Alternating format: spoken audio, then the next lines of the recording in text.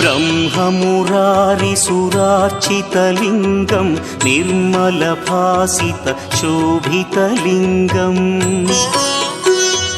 जन्मजदुःखविनाशकलिङ्गं तत्प्रणमामि सदा शिवलिङ्गम् देवमुनिप्रवरार्चितलिङ्गं कामदहन करुणाकरलिङ्गम् रावणदर्पविनाशकलिङ्गं तत्प्रणमामि सदा शिवलिङ्गम्